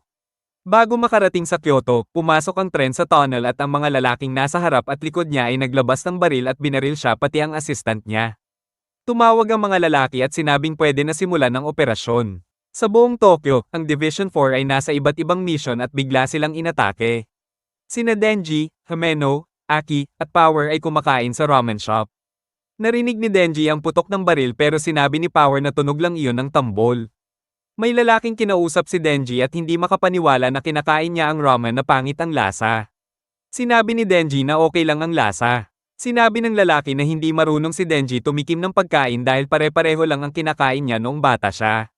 Kinuwento ng lalaki na mabait ang lolo niya at dinadala siya sa mamahaling kainan. Dahil yakuza, dapat masama siya, pero konti lang ang pinatay na babae at bata. Ipinakita niya ang litrato nila ng lolo niya na siyang yakuza na kumuha kay Denji bilang Devil Hunter. Sinabi niya na gusto ng Gun Devil ang puso ni Denji, tapos binaril niya si Denji sa ulo. Binaril din niya ang iba pero sinuntok siya ni Power at tinawag ni Aki ang Fox Devil na kumain sa lalaki. Tumingin si Aki at nakita niyang sugatan sina Denji at Himeno at si Himeno ay may tama sa dibdib. Sinabi ng Fox Devil na may nilagay siyang halimaw sa bibig niya. Hindi tao at hindi rin devil. Binuksan ng lalaki ang ulo ng Fox Devil at lumabas siya, may anyong parang si Denji pero espada ang armas. Kinuha ni Aki ang espada niya at sinabihan si Power na pigilan ang pagdurugo ni Himeno. Nagulat si Power dahil ang espada ni Aki ay parang malaking pako. Tumayo ang Katana naman at tinusok siya ni Aki, may boses na nagsabi ng bilang. Nagpatuloy ang laban at paulit-ulit na tinusok ni Aki hanggang sa matapos ang bilang. Sinipa ng Katana naman si Aki palayo. Kaya tinawag ni Aki ang Cursed Devil para patayin siya. Lumabas ang Cursed Devil at pinatay ang Katana naman. Tinanong ni Aki kung kamusta si Himeno at sinabi ni Power na kailangan siyang dalhin sa ospital. Nagtaka si Aki kung saan kumuha ng baril ang lalaki dahil pulis at devil hunters lang ang pwedeng may baril sa Japan. Biglang may babaeng lumitaw at nahulaan ang kapangyarihan ni Aki. Inisip ni Aki kung kakampi ba siya ng lalaki. Hinawakan ng babae ang Katana naman at pinatayo siya. Tinanong niya kung bakit natalo siya at sinabi ng Katana naman na naging pabaya siya. Inutusan siya ng babae na patayin si Aki. Sa isang iglap, dumaan ang Katana naman kay Aki at tinaga siya. Lumuhod si Aki pero buhay pa, kaya inutusan siya ng babae na tapusin na. Sinabihan ni Himeno si Power na tulungan si Aki pero tumanggi si Power dahil hindi niya nakita ang atake. Tinawag ni Himeno ang Ghost Devil pero sinabi nitong nakakatakot ang babae. Umubo ng dugo si Himeno at inisip na katapusan na niya. Inialok niya ang buong sarili niya sa Ghost Devil kapalit ng buong lakas nito. Tinanggap yun ng Ghost Devil at lumaban sa Katana naman. Sinabi ni Himeno na nasasanay ang Devil Hunters sa kamatayan at tumitigil sa pag-iyak pero si Aki ay laging umiiyak kapag namamatay ang mga baguhan niya. Masarap daw sa pakiramdam na may umiiyak para sa'yo. Habang nagpapatuloy ang laban, nawala ang mga braso ni Himeno pero naitulak ng Ghost Devil ang Katana naman. Sinabihan ni Himeno si Aki na huwag mamatay at umiyak sana siya para sa kanya. Humingi ng tulong ang Katana naman at tinawag ng babae ang Snake Devil na kinagat ang ulo ng Ghost Devil. Natalo ang Ghost Devil at pagtingin ni Aki kay Himeno, damit na lang niya ang natira. Ginamit ni Akane ang Snake Devil para patayin ang Ghost Devil. Sinabi ng Katana naman na tumakas ang Fiend pero sinabi ni Akane na hindi iyon mahalaga dahil ang target nila ay ang puso ng chainsaw. Biglang may kamay mula sa Ghost Devil na humila sa cord ni Denji at yumandar ulit ang chainsaw niya. Nag-transform si Denji bilang chainsaw man at naisip niyang masasamang tao ang mga ito. Masaya siya dahil gusto niya ang bad guys kasi kapag pinatay niya sila, walang nagrereklamo. Tumalon si Denji at sinugod ang Katana naman. Nag-report si Akane na nakikipaglaban sila sa chainsaw sa ikatlong palapag ng West Narima Building at humingi ng backup. Naglaban si Denji at Katana naman at parang tabla lang ang lakas nila. Dumating ang dalawang lalaki para tumulong kay Katana naman at sinabihan sila na barilin ang braso o puso ni Denji. Pero bago pa sila makaputok, pinabagsak na sila ni Denji. Nakabaril pa rin ang isa at ginawang hostage ni Denji ang lalaki. Sinabihan niya ang Katana naman na huwag gumalaw. Biglang lumuhad ang Katana naman. Pamwesto, at sa isang iglap hiniwan niya si Denji at ang kasama nito sa dalawa. Binuhat niya si Denji gamit ang hawakan sa ulo nito at bumalik sa normal na anyo. Sinabi niya na siguradong patay na ang mga Devil Hunter dahil hindi sila panalo laban sa baril. Sa ibang lugar, sina Hirokazu Arai, Fushi, at iba pang miyembro ng Division 4, kasama si Makima, ay binaril at napatay. Malapit na sa Kyoto ang tren ni Makima at ang mga bumaril sa kanya ay handa ng maghalo sa crowd, pero biglang tumayo si Makima. Sa Kyoto Station, naghihintay sina Yutaro Kuros at Michiko Tendo. May lalaking lumapit at nagsabi na inatake ang Special Division 1, 2, 3, at 4 sa Tokyo. Naisip nila kung ano na ang nangyari kay Makima. Dumating ang tren at nagtakbuhan ng mga tao sa takot. Lumabas si Makima at sinabi na binaril siya at may mga bangkay na kailangang linisin. Napansin nilang puno siya ng dugo, pero sinabi niyang hindi sa kanya dugo yon. Sa loob ng tren, patay na ang lahat ng umatake sa kanya. Sinabi ni Yutaro at Michiko ang nangyari sa Tokyo at tinanong kung babalik siya. Sinabi ni Makima na huli na at malamang si Denji ang target. Nagdesisyon siyang ayusin ang problema mula sa Kyoto. Humiram siya ng 30 preso na may habang buhay na sentensya. Inutusan din niya si Michiko na umupa ng shrine sa mataas na lugar at kumuha ng malinis na damit. Tinipon ng mga preso at binigyan ng pagkain habang dinadala. Hindi nila alam kung saan sila pupunta at sinabihang manahimik. Sa shrine, nagpalit ng damit si Makima. Sinabi ni Michiko na parating na ang mga preso at maya-maya iniwan sila sa paanan ng hagdan. Sinabi ng Katana naman kay Akane na hindi pa siya makakalaban. Binubuhat ng mga kasama nila si Denji. May nakakita ng uwak ang isa at nakaramdam ng kakaiba. Bigla siyang naduraj at namatay. Tinawagan agad ni Akane ang Team E at pina-check kung patay na ba si Makima. Sinabi ng kausap na hindi niya makontak ang Team C at bigla rin siyang naduraj. Sa shrine, piniringan ni na Makima, Michiko, at Yutaro ang mga preso. Nagtaka si Yutaro kung bakit kailangan iyon. Sinabi ni Michiko na direktang nagre-report si Makima sa mataas na opisyal at bawal malaman ng ordinaryong hunters ang mga kontrata niya. Lumapit si Makima sa isang preso at pinapagsabi ang isang pangalan. Habang inuulit iyon ng preso, gumagawa si Makima ng hand signs. Sinabihan ng kata naman ng kasama niyang ilagay si Denji sa sasakyan pero matapos ang hand signs ni Makima, naduraj ang lalaking iyon at namatay rin ang preso. Lumipat si Makima sa susunod na preso at inulit ang proseso. Isa-isang naduraj ang mga kasama ng kata naman. Nagpanik ang natitira at tumakbo pero pinatay silang lahat ni Makima. Iniwan niyang buhay sina kata naman at Akane. Inutusan niya sina Michiko at Yutaro na tanggalin ang piring at nakita nilang patay ang lahat ng preso. Sinabi ni Makima na ginawa na niya ang kaya niya at babalik na siya sa Tokyo. Naisip ni Akane na si Makima ang may gawa ng lahat. Nakita ni na Akane at kata naman si Kabeni sa malayo.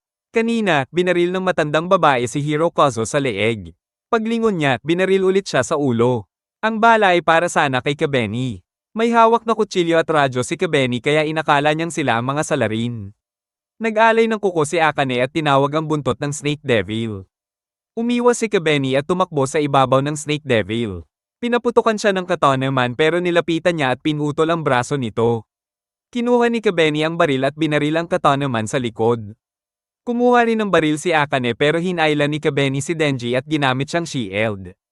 Isinakay ni Akane ang kata naman sa van at umalis. Hawak si Denji, humingi ng sorry si Kabeni dahil sinubukan niya siyang patayin noon.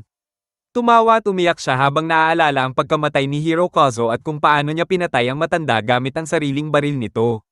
Sinabi ni Kabeni na pinrotektahan siya ni Hirokazu at sinisi niya ang sarili niya. Pakiramdam niya na babaliw na siya sa trabaho at kapag nakita niya si Himeno, magre-resign na siya. Dumating sina Makima, Michiko, at Yutaro sa Tokyo at nakilala si Madoka sa station. Masaya si Makima na buhay siya at tinanong kung ilan ang nakaligtas. Sinabi ni Madoka na halos lahat ng tao sa Special Division 1, 2, 3, at 4 na ay namatay. May utos daw ang mga boss na pagsamahin ang 4 na division at ang Tokyo Special Division 4 ay mapasailalim kay Makima. Inabot niya ang isang sulat at sinabi na iyon ang resignation letter niya dahil sobrang delikado na ang sitwasyon. Bago umalis si Makima, tinanong siya ni Madoka kung gaano karami ang inaasahan niya sa nangyari. Sinabi ni Makima na hindi pwedeng sabihin ang internal na bagay sa isang sibilyan at nagpasalamat sa serbisyo niya. Sinabi ni Yutaro at Michiko na hindi sila sasali at babalik sila sa Kyoto sa loob ng 1 linggo. Nang hinayang si Makima at sinabi na sayang dahil masarap ang mga kainan sa Tokyo. Nagising si Aki sa kama ng ospital at nakita sina Denji at Power na nakaupo sa tabi niya, nagbabasa ng manga.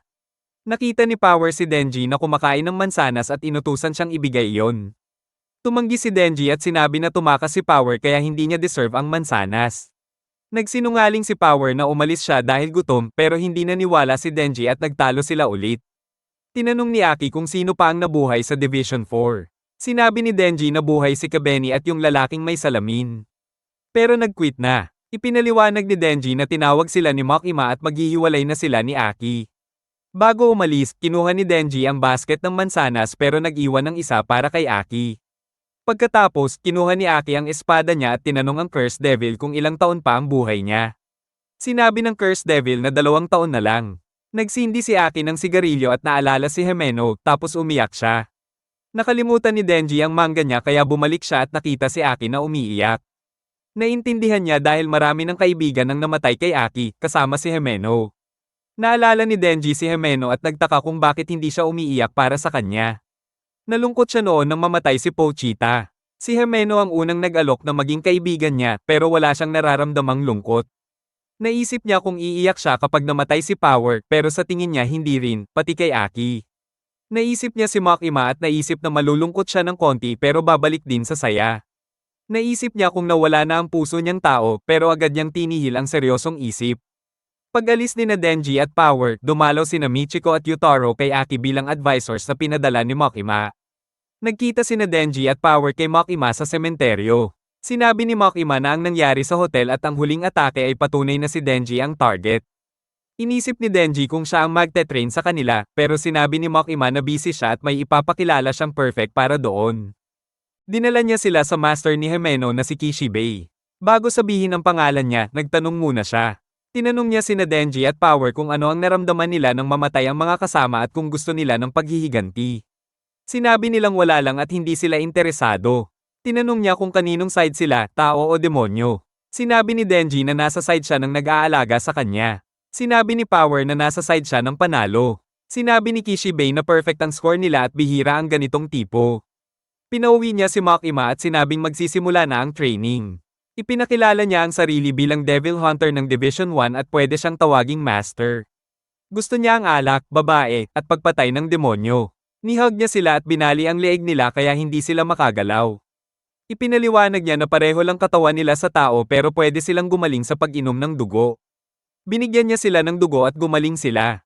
Nagtaka si Denji kung bakit niya ginawa yon. Sinabi ni Kishibei na inutusan siya ni Makima na mag-train.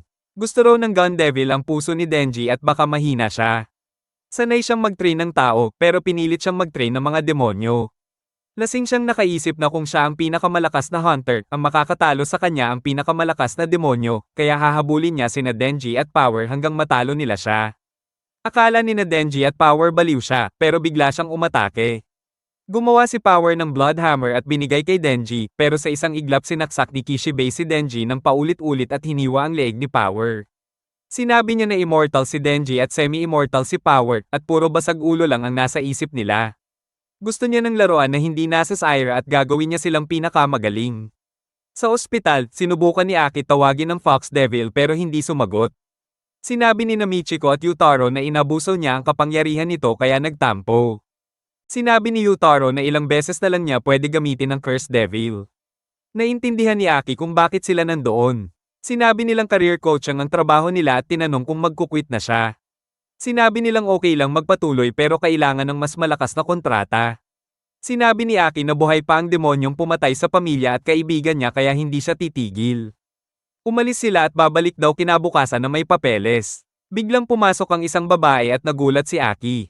Paggabi na. Sinabi ni Kishibei sa bugbog na sina Denji at Power na aalis na siya at magkikita sila bukas. Bumagsak si Denji at naglalaway. Napansin ni Power na sira na naman ang utak niya at sinuntok-suntok siya para magising. Natauhan si Denji at tinanong kung ilang beses na siyang namatay. Sabi ni Power mga 20, pero namatay din daw siya kaya hindi sure. Pauwi, sinabi ni Denji na hindi siya masaya sa ganitong buhay. Sabi ni Power tumakas na lang sila, pero alam ni Denji na hahabulin sila ng public safety. Naiinis siya kung gaano kalakas si Kishibei. Sinabi ni Power na bulok na ang utak ni Kishibei sa kakainom at dapat talino ang gamitin nila. Gusto ni Denji ang idea at gusto niyang maging parang matalinong bida sa manga. Nagdesisyon silang patayin siya gamit ang utak at feeling genius na sila. Kinabukasan, nagsuot sila ng salamin para magmukhang matalino at naghintay. Pagdating ni Kishibei, bago pa siya makapasok, sinimulan nila ang plano. Naghagis si Power ng blood spear sa pinto pero umiwas si Kishibei. Mula sa taas, ginawang spear ni Power ang mga bote ng dugo pero umiwas ulit siya. Sinira ni Kishibei ang lahat at biglang sumugod si Denji mula sa itaas na may palakol, pero sinipa siya agad ni Kishibei at natanggal ang salamin niya. Sinabi ni Kishibei na ito na ang best try nila at kailangan pa ng utak. Fail sila dahil masyadong maraming dugo ang ginamit ni Power kaya nanghine siya at hindi nahulaan ni Denji ang atake. Pinuri niya sila at sinabing tapos na sila sa ngayon. Habang tatayo si Denji, naghagis si Kishibei ng kutsilyo sa ulo niya at sinabing hindi dapat magtiwala ang prey sa hunter. Dinala ni Michiko at Yutaro si Aki sa special facility. Sinabi nila na ang malakas na kontrata ay laging brutal. Dumaan sila sa mga selda at ipinaliwanag na doon kinukulong ang mga nahuling demonyo. Nabanggit ni Yutaro ang babaeng pumasok sa kwarto ni Aki at tinanong kung girlfriend niya. Sinabi ni Aki na kapatid iyon ng teammate niya na si Himeno. Tinanong ni Yutaro kung sinaktan siya. Sinabi ni Aki na hindi at binigyan lang siya ng mga liham ni Himeno na dapat daw basahin. Nabasa ni Aki na iniisip ni Himeno kung paano siya mapapatigil. Dinala siya sa selda 108 at sinabi na gagawa siya ng kontrata sa loob, ang Future Devil.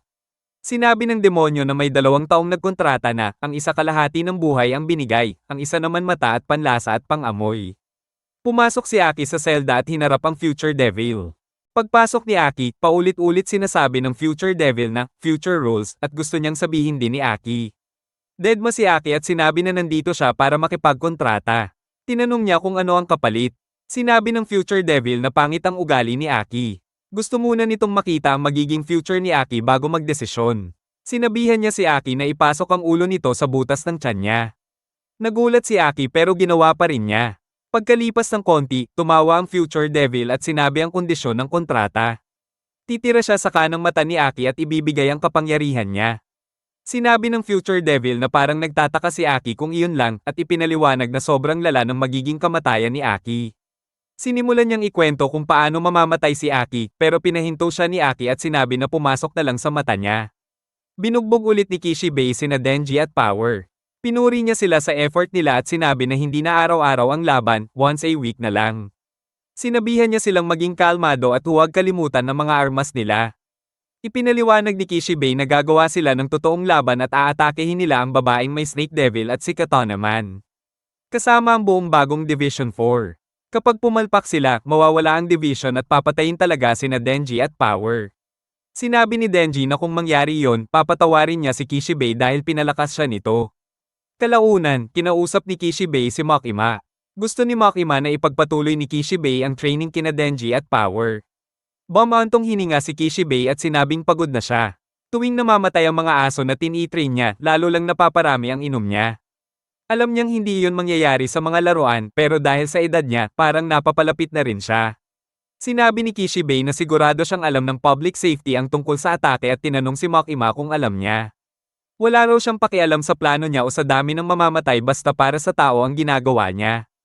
Sinabi ni Makima na gusto niyang iligtas ang maraming tao mula sa mga demonyo. Kapag naging successful ang operasyon, magiging public ang Division 4 at mas makakagalaw sila. Sinabihan siya ni Kishibe na sinungaling siya. Nasa taguan sina Katana Man at Akane so Atari kasama ang iba pang lalaki. Sinabi ni Akane na kahit tumakas sila, walang ligtas mula kay Makima. Sinabi niya na kahit mamatay si Katana Man, pwede siyang buhayin ulit pero kailangang mag-ingat ang iba na huwag makagat. Nalito ang mga lalaki, at ipinaliwanag ni Katana Man na may secret weapon ang lolo niya. Sa ilalim nila ay may hukbo ng mga zombie na galing sa mga taong hindi nakabayad ng utang. Narinig ni Yutaro na hinahabol ni Aki ang Gun Devil at tinanong kung naniniwala ba talaga siya na kaya niya iyon, lalo na kakatalo lang niya. Sinabi ni Yutaro na sumali rin siya sa public safety dahil galit siya sa Gun Devil pero alam niyang imposible itong patayin. Naiinis siya kay Aki at tingin niya mahina ito pero ang asta parang ang lakas. Wala namang pakialam si Aki at sinabihan silang manood na lang. Kapag namatay siya, pwede silang tumawa. Pagkatapos ihatid si Aki, binato siya ni Yutaro ng dilatang inumin. Kahit naiirita siya, sinusuportahan pa rin niya si Aki. Binigyan niya ito ng payo na mag-ingat dahil baliw daw ang mga tao sa Special Division. Nakipagkita si Makima sa boss ng Yakuza na kinabibilangan ni Katana Man. Sinabi ng boss na may gulo sa mga bata niyang tauhan pero hindi iyon utos niya. Ipinakita niya ang litrato ni Akane at sinabing siya raw ang may pakana at may deal sa Gun Devil. Tinanong ni Makima kung anong klaseng deal. Sinabi ng boss na nagbigay sila ng 20,000 yen kapalit ng baril at bala. Pinagsulat ni Makima ang mga pangalan ng lahat ng may kontrata sa Gun Devil. Akala ng boss ikukulong lang sila. Gusto rin ni Makima ang mga pangalan ng ibang pamilya. Tumutol ang boss at sinabing magdudulot iyon ng gyera. Nabanggit niya ang necessary evil at sinabing pinipigilan nila ang foreign mafia. Naglabas si Makima ng paper bag. Akala ng boss suhol yon pero sinabi ni Makima na mga mata iyon ng pamilya ng mga tao sa loob ng kwarto. Nang silipin nila, puro matanga. Sinabi ni Makima na may paraan para ibalik ang mga mata kung makikipagtulungan siya. Isang lalaki ang humawak kay Makima para suntukin siya pero tumigil ito, nagdugo ang ilong at bumagsak. Sinabi ni Makima na ginagamit lang nila ang necessary evil bilang palusot at hindi iyon kailangan ng lipunan. Pinalibutan ng Special Division at pulis ang taguan ni Katana Man. Tinanong ni Aki ang plano pero sinabi ni Kishibe na wala, pasok lang. Pumasok sina Aki, Denji, Power, at Kabeni. Nagpakilala sina Shina at Furuno kay Kishibe at sinabi niyang ang pulis at Division 2 ay magbabantay ng mga pasukan habang ang Special Division ang lalaban. Ipinaliwanag niya na karamihan sa kanila ay hindi tao at delikado kapag may nakatakas. Ipinakilala niya ang mga miyembro. Pumasok si Beam na shark fin sa pader at natuwa sa dami ng zombie. Kaya niyang lumangoy sa kahit anong surface. Kumakain siya ng zombie at muntik nang makagat ang isang nakahod pero sinipa siya. Humingi siya ng sorry kay Galgali na violence fiend. Kahit Finn, sobrang lakas nito at may gas mask na may lason. Nakita ni Galgali ang isang babae at sinabihang umalis, pero nalaman niyang si Prince pala iyon, ang Spider Devil. Nag-transform siya at pinatay ang mga zombie. Tumama ang ulo ng zombie sa paa ng Angel Devil at nainis siya, pero kinain pa rin niya. Sinabi ni Kishibe na wala itong galit sa tao pero delikado dahil nababawasan ang buhay kapag nahawakan. Humiram ito ng panyo kay Aki at nagulat na lumapit siya. May lalaking bumaril kay Aki pero pinrotektahan siya ng Angel Devil. Tinomba ni Aki ang lalaki at pinaalis kay Angel. Sinabihan ni Aki sina Denji, Power, at Kabeni na iwan ng zombie sa mga Fiend at hahabulin nila si Katonaman at Akane. Naghiwa-hiwalay sila dahil hindi nila alam ang lokasyon. Umakyat si Aki sa ika-4 na palapag. May lalaking bumaril sa kanya pero iniwasan niya at pinatulog ito. Lumabas pa ang 4 na lalaki pero isa-isa silang nagdugo ang ilong at bumagsak.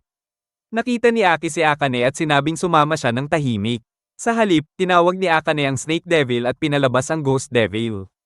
Inutusan niya itong patayin si Aki. Pinutol ni Aki ang mga kamay nito gamit ang Future Devil Power at nakikita niya ng konti ang future. Natabunan pa rin siya ng mga kamay at nasakal siya ng Ghost Devil. Inutusan ni Akane ang demonyo na patayin siya. Habang sinasakal ng Ghost Devil si Aki, naalala niya ang isang beses na kumakain siya kasama si Himeno. Pinipilit siya ni Himeno na manigarilyo. Sa una ayaw ni Aki, pero kalaunan tinanggap niya ang sigarilyo. Sinabi niya na masama ang ginawa ni Himeno dahil pinapayosi niya ang isang menor de edad. Nang malaman ni Himeno na bata pa siya, nagets niya kung bakit bawal ito at kinuha ulit ang sigarilyo. Sinabi niya na itatago niya iyon at ibibigay kapag matanda na si Aki at kailangan na niya ng pampakalma sa buhay. Biglang binitawan ng Ghost Devil si Aki. Iniabot nito ang isang kamay at binigyan siya ng sigarilyo. Kinuha ito ni Aki at nakita niyang may nakasulat na Easy Revenge. Nilagay niya ang sigarilyo sa bulsa. Tumayo siya, kinuha ang espada, at naglakad papunta sa demonyo. Naalala niya ang sinabi ni Himeno na dahil walang mata ang Ghost Devil, takot lang ang nakikita nito. Umakyat siya sa demonyo at naghanda na putulin ang ulo nito. Sa isip niya, sinabi niya na susunod na siya kay Himeno. Pagkatapos, pinutol niya ang ulo ng Ghost Devil. Nagulat si Akane. Tatawag sana siya sa Snake Devil pero huminto siya nang tutukan siya ni Kabeni ng kutsilyo. Sinabi ni Aki kay Kabeni na huwag patayin si Akane. Tinanong ni Aki si Kabeni kung bakit nananatili pa rin siya sa public safety. Sinabi ni Kabeni na dahil may paparating na bonus at kailangan niya ng pera. Sa elevator, nakita ni Denji si Power na kumakain ng braso ng zombie at nasuka vibes siya. Sinabi ni Power na karne ay karne lang at pare-pareho lang ang baboy, baka, at tao. Hindi pumayag si Denji at muntik na silang mag-away. Sinabi ni Denji na ang mission nila ay hulihin si Katonaman at sana huwag siyang kainin ni Power. Bumukas ang elevator sa ika-7 palapag at may mga zombie sa harap nila. Sinabi ni Denji na hindi pa sila napapansin at kailangan tahimik lang. Ngumiti si Power at sumigaw ng pangalan niya, hinamon ng mga zombie. Sinabi niya kay Denji na sundan siya at bantayan ang likod niya. Pero nanatili si Denji sa elevator at nagsara ang pinto. Naiwan si Power na mag-isa, lumalaban sa mga zombie, iniisip na nasa likod lang si Denji at ikukwento nito kung gaano siya kalakas. Umakyat si Denji sa ika-13 palapag. Pagbukas ng elevator, nakita niya si Katonaman kasama ang 2 lalaki. Gusto ni Katonaman na mag-usap at sinabi na depende sa ugali ni Denji, pwede silang sumuko. Sinabi niya na pinatay ni Denji ang lolo niya at ang mga kaibigan ng mga tauhan niya at kailangan niyang magbayad. Sinabi ni Denji na ginawa niya iyon dahil naging zombie sila. Hindi naniwala si Katonaman at sinabi na kahit ganoon, tao pa rin sila dati. Tinanong niya kung may konsensya pa ba si Denji, pero sinabi ni Denji na wala siyang pagsisisi. Ipinaliwanag ni Katonaman na binago siya ni Akane at pinalitan ng puso niya ng Katane Devil. Hindi raw siya makatulog nang makapatay siya ng zombie. Pakiramdam niya na nawala na ang pusong tao ni Denji. Kung may natira pa raw na konsensya si Denji, hayaan na lang niyang patayin siya. Nag-isip si Denji pero tumanggi siya. Naiinis, sinabi ni Katonaman na papatayin na lang niya siya. Nag-transform silang dalawa at nagsimula ang laban. Inatake ni Katonaman si Denji at tumilapon sila palabas ng gusali papunta sa bubong ng katabing building. Naglaban sila sa iba't ibang bubong hanggang mahulog si Denji sa ibabaw ng tren. Tumalon din si Katonaman at sinabi na mas mabilis na si Denji ngayon. Tinanong niya kung para saan siya lumalaban. Sinabi ni Denji na para protektahan ng buhay na meron siya ngayon. Nagpatuloy ang laban at nahulog sila sa loob ng tren na biglang huminto dahil sa gulo. Pumuesto si Katonaman sa isang stance na kilala ni Denji. Sinubukan niyang pigilan siya pero tinuloy pa rin ni Katonaman at naputol ang isang braso ni Denji. Inulit niya ang stance at naputol ang isa pang braso. Sinabi ni Katonaman na tapos na si Denji at humingi siya ng sorry bago mamatay. Tumayo si Denji at sinabi na kaya pa rin niyang lumaban dahil may chainsaw pa siya sa ulo. Sumugod siya pero muling umatake si Katonaman. Tinanong niya kung hindi ba tinuruan ng lolo niya si Denji kung kailan sasuko. Biglang nasira ang chainsaw sa ulo ni Denji. Pinilit ulit siyang mag-sorry. Sinabi ni Denji na inaasahan niyang sa ulo siya tatamaan pero mali iyon. Sa isang iglap, nahati sa dalawa si Katonaman. Sinabi ni Denji na hindi ba tinuro ng lolo niya na ang halimaw ay hindi dapat magtiwala sa mga ngaso. Ipinakita ni Denji na ginawang chainsaw ang kanang binti niya. Nagising si Katonaman at nakita ang sarili na nakagapos sa tren gamit ang chain ng chainsaw. Sinabi ni Denji na pareho lang sila at kapag hinayla ang espada niya, babalik siya sa isang buo. Sinabi ni Denji na maghihintay na lang sila ng pulis pero may kinaiinisan siya. Pinatay ni Katonaman si Himeno at dahil doon, nabawasan ng isang pretty girl sa mundo. Mabubuhay raw si Katonaman sa kulungan ng walang pagsisisi. Hindi yun fair para kay Denji. Sinabi ni Katonaman na wala siyang magagawa dahil aso lang siya ng public safety. Nag-isip si Denji at sinabi na gagawa siya ng tournament.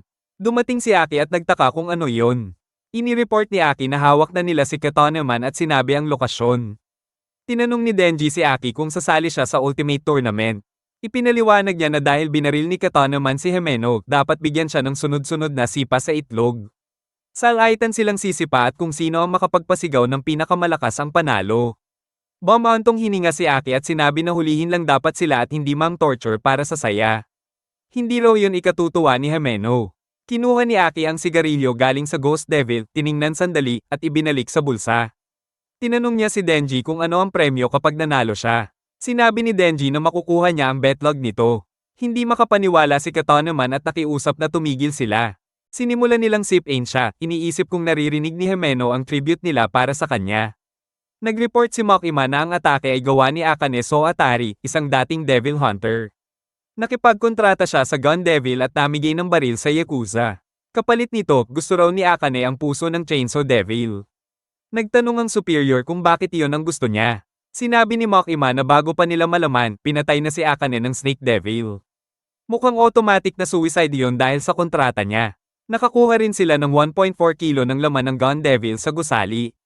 Nang pinagsama ito sa dati nilang 5 kilo, gumalaw na ang malaking tipak papunta mismo sa Gun Devil. Nagtaka ang superior kung saan ito pupunta. Pagkalipas ng ilang oras, matapos ang hapunan, lumabas si Aki sa balkonahe para manigarilyo. Kinuha niya ang sigarilyo na may nakasulat na Easy Revenge. Tiningnan niya ito sandali, sinindihan, at humitit. Nanaginip si Denji na bata pa siya at nasa isang eskinita. May nakita siyang pinto sa harap niya. Alam niyang paulit-ulit niya itong napapanaginipan pero lagi niyang nakakalimutan pagkatapos. Narinig niya ang boses ni Pochita sa likod ng pinto at gusto niya itong buksan para mahawakan ulit siya. Pinahinto siya ni Pochita at sinabing huwag na huwag niyang bubuksan ang pinto. Isang babaeng may violet na buhok ang naglalakad papunta sa isang cafe. Habang naglalakad, iniisip niya kung mas gugustuhin ni Denji ang maging country mouse o city mouse habang papalapit siya sa cafe.